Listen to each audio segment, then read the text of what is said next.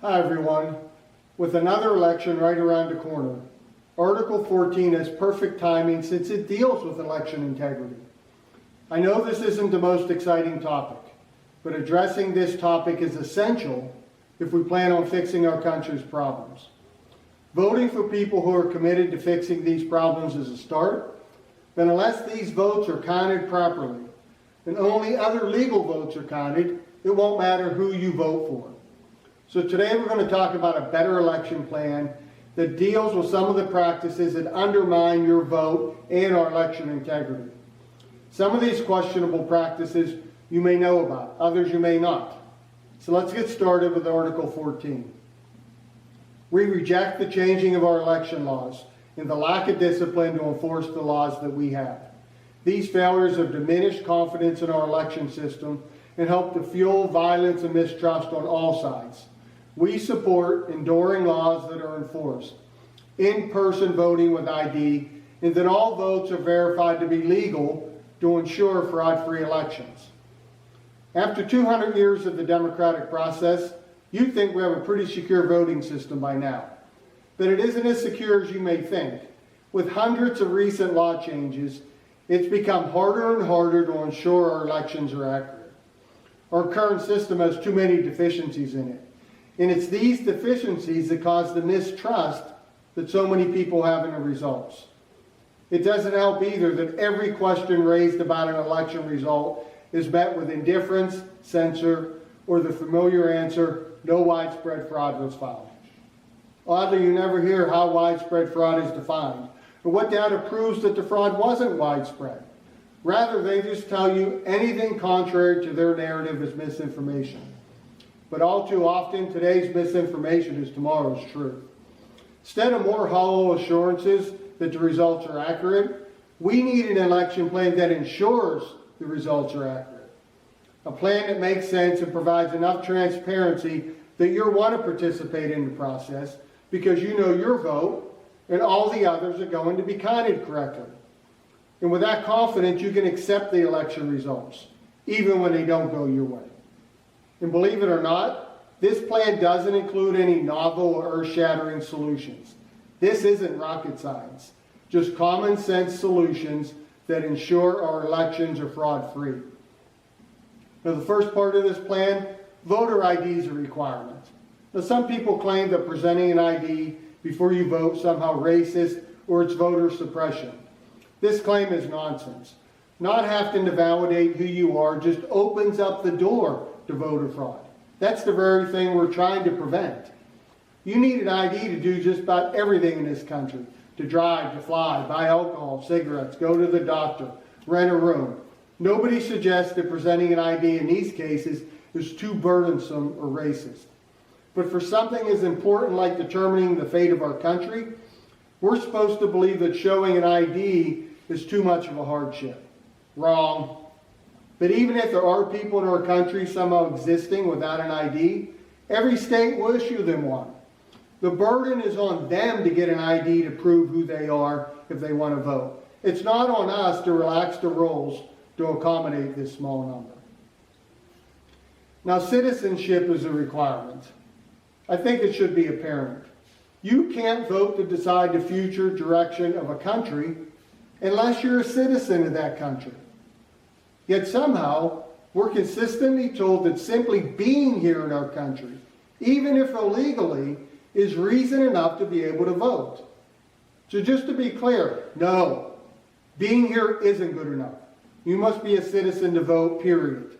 We can't let non-citizens, people without a vested interest in our country, get to vote and cancel out the votes of our citizens. Now next, in-person voting is the norm.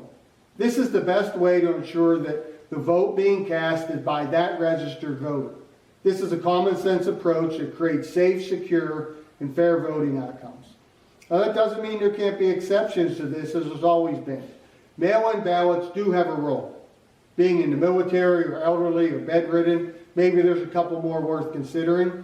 These things should prevent you from exercising your right to vote.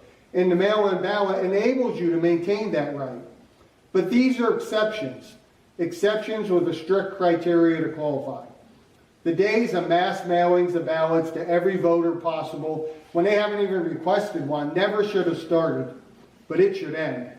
These unnecessary mass mailings, they waste our tax money. In tracking these ballots to ensure the accuracy of these votes is almost impossible.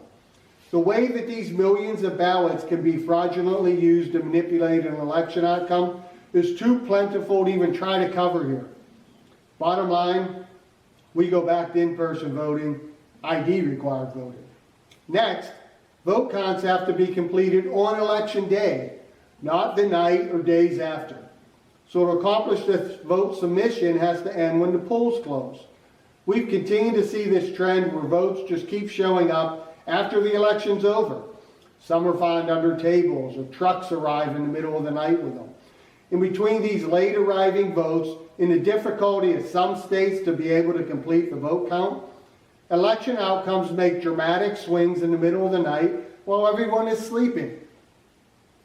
Whether there's fraud involved or not, activities like this undermine confidence in the system.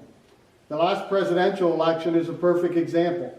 After you went to bed in the middle of the night, an avalanche of votes appeared for one of the candidates, with just enough votes to carry several key states and the election.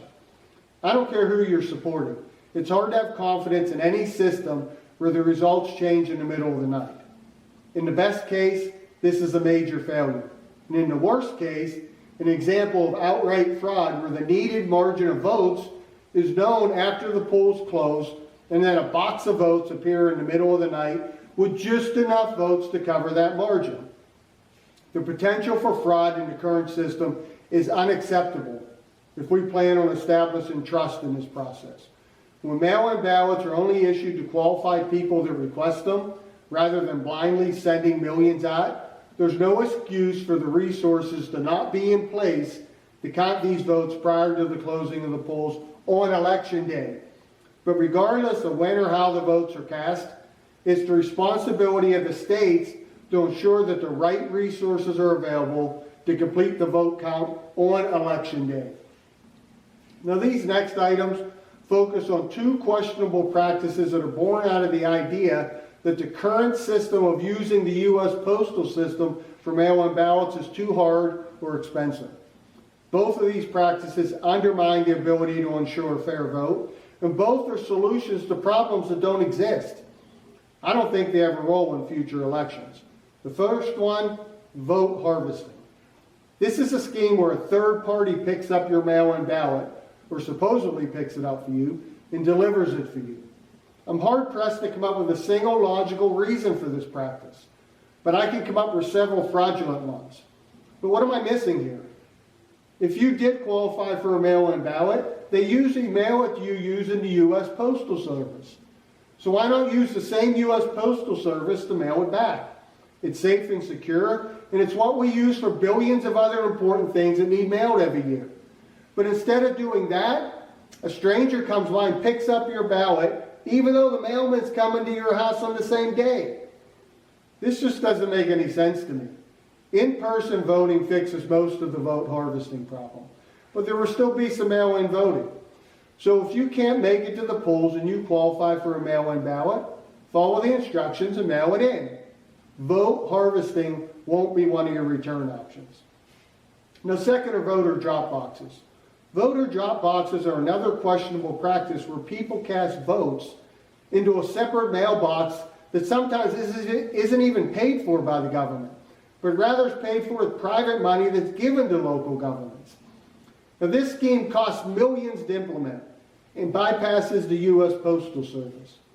Now, why spend all this taxpayer money or private money to create a redundant system to mail completed ballots? And who are these people who give the government money to help with these boxes? I assume they're nice people and they're worried some people can't afford the cost of a stamp. Or even if they can, maybe these people don't know where a mailbox or a post office is. Or that the mailman can pick up the mail that you want to send. Remember that little red flag on your mailbox? So the logic here is, although the Postal Service will deliver your ballot and the rest of the mail that you send, you shouldn't use them to return your mail-in ballot. No. Instead, you should make a separate trip to this other mailbox to return your ballot. This doesn't make any sense. I don't know who thought spending our money on the creation of a whole new government-run ballot delivery bureaucracy to work in parallel with the post office was a good idea. It wasn't.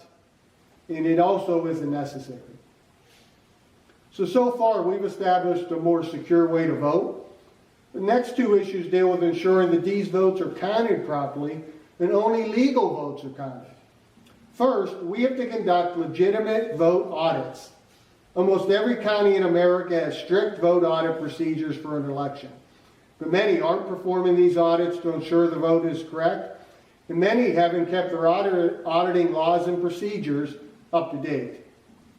Thorough auditing of the vote is a crucial step to ensure that the vote count is right and only legal votes are counted. Yet, we hear stories of voter machine inaccuracies, more votes being cast than registered voters, improper signatures or postmarks. The list goes on. But it's a requirement to audit the votes properly, whether they were cast on paper, on a machine, or mailed in. With so much at stake, it shouldn't be hard to find the money and resources to do this, to make sure our laws are followed and people's votes are fairly counted. Second, we have to conduct legitimate voter roll audits. We've all heard stories of dead people voting. Really, this one's true. Dead people do vote in some districts, and their votes are counted. Yet we almost never find out how these dead people voted. Did they actually rise from the dead, do it themselves? If not, who fraudulently cast the vote for them? Who went to jail? The conclusion of these types of cases are conveniently swept under the rug in the no widespread fraud category. But even though most places have laws to audit the accuracy of their voter rolls, this either isn't being done or isn't being done properly. Voting after you're dead isn't the only concern here. These lists are loaded with people that moved from the area but still can vote. Voters that aren't even citizens, and voters never properly registered to vote. Yet their votes continue to be counted and cancel out the votes of law-abiding Americans. But we can't let that continue to happen. These voter lists need audited and cleaned up to ensure that only legal voters get mail-in ballots that get to cast their votes on election day. Finally, there's some other keys to ensure an accurate outcome as well. We have to end manipulation of voter districts. This is a scheme of the two parties. They create new odd-shaped districts in an attempt to accumulate the needed votes to stay in power and to maintain the illusion of the 50-50 split between the two parties. Even though we're constantly misled with false charges of voter suppression, this scheme is real voter suppression, since it creates unnatural districts to create a party majority that prevents proper representation for the voters in the original district. Same district boundaries need to be set and maintained, not changed on a whim every other election cycle to create a particular outcome. While this ploy has little impact on the outcome between the two political parties today, because it doesn't matter which one gets elected. Eliminating it is essential, since in the future it will be used against third-party candidates to manipulate the districts to prevent their election. Now, if the results of the last 100 years ever made it clear to you yet, I'm not sure I can make it clear today. But it's a bad plan to continue to listen to the media and to vote for their two-party candidates that have created all the failure in our country. When you only consider the candidates and solutions the media shows you, failure is assured. Even if we can implement all the above things, until we find or create sources of information that will fairly present the candidates, people will continue to be deceived into voting for candidates that don't represent us. Candidates that will ensure that we lose and they win.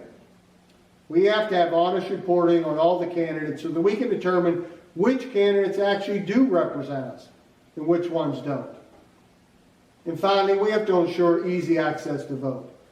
I'm not sure we need a national holiday for voting. This creates another burden on our employers. It just isn't practical in some industries. But we certainly need to improve the system to ensure that working Americans have ample opportunity to vote without creating new opportunities for fraud. Is it more polling places, larger poll areas, longer poll hours, extended in-person voting periods prior to election day? Maybe all of the above. Maybe we don't need 87,000 more IRS agents. Maybe we just need a better plan to ensure we get efficient, fair, and accurate elections. The bottom line, conducting a fraud-free election. It isn't rocket science. Now, when we meet next, we're going to discuss Article 15 that deals with our insane and unprecedented immigration and asylum policies. I promise you don't want to miss this one. I'll see you next time.